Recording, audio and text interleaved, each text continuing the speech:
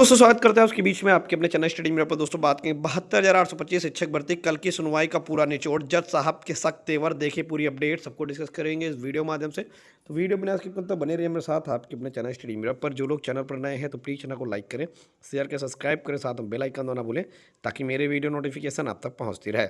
आइए शुरू करते हैं। जैसा दोस्तों आप सभी लोग देख सकते हैं यहाँ दोस्तों देखते कल की सुनवाई का समग्र सार। आज की सुनवाई के दौरान न्यायालय के मामले को गंभीरता से लेते हुए कई महत्वपूर्ण टिप्पणियां की हैं। अदालत ने स्पष्ट संकेत दिया कि यदि विभाग स्वयं निर्णय लेने में कठिनाई महसूस कर रहा है तो न्यायालय समाधान निकालने में सहयोग करने को तैयार है।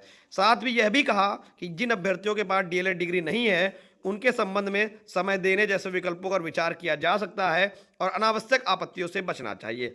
सरकारी पक्ष की दलीलों से कोर्ट संतुष्ट नहीं रही। कहा कि प्रस्तुत तर्क पर्याप्त आधार वाले नहीं है। ऐश्वर्या भाटी मैडम के बातों को नकार दिया। जज महोदय ने कहा कि आपके तर्क बेबुनियादी हैं और कोर्ट कह रही जो अभ्यर्थी सभी नॉर्म्स पूरा कर रहे हैं उन सबको जॉब देंगे। अदालत ने सचिव महोदय से पूछा क्या इस मामले में कोई सौहार्दपूर्ण समाधान संभव है। न्यायालय ने यह भी रेखांकित किया कि न्याय विभाग के पास पर्याप्त रिक्त पद हैं, योग्य अभ्यर्थी भी मौजूद हैं, इसलिए इच्छा शक्ति हो तो आप नियुक्ति दे जिससे विभाग की सकारात्मक छवि गुडविल बनी रहेगी। अदालत ने विभाग को आश्वस्त करते हुए कहा कि घबराने की आवश्यकता नहीं है। यदि उचित निर्णय नहीं लिया जाता है तो न्यायालय विभाग को भी संरक्षण देगा। साथ ही कोर्ट ने यह भी कहा कि आवश्यकता पड़ने पर अतिरिक्त पदों का प्रबंधन भी किया जा सकता है। नियुक्ति प्रक्रिया को नए सिरे से फ्रेश अपॉइंटमेंट करने का विकल्प भी बताया गया जिसमें पूर्व वरिष्ठता लागू नहीं होगी। सुनवाई के दौरान लाइव प्रसारण बंद कर दिया गया।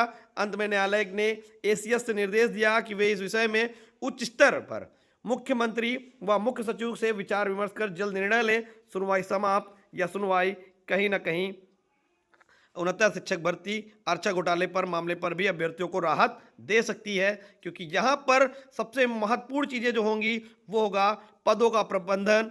क्या बैरियर टूटता है, क्योंकि 6,600 कुछ पद खाली हैं, अगर उससे ज़्यादा लोगों को नौकरी मिलती है तो ये सारी चीज़ें बहुत इंपॉर्टेंट होगी।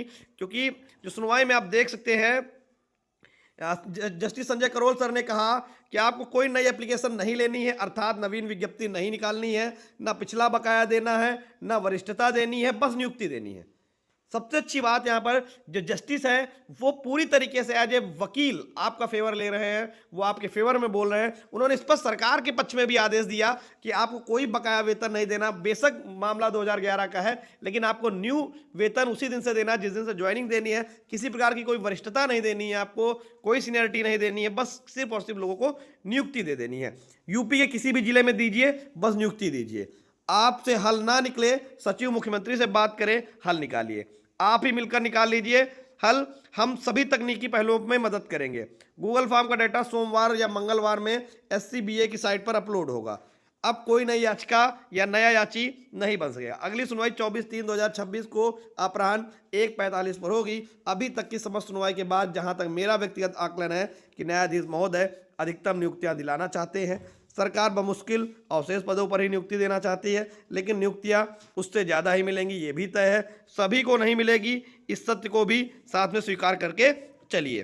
ठीक है, तो फाइनली कल की सुनवाई का पूरा निचोड़ है जो कल 72,825 मामले में सुनवाई हुई, उसकी पूरी अपडेट इस वीडियो में समाहित है। Thank you for watching.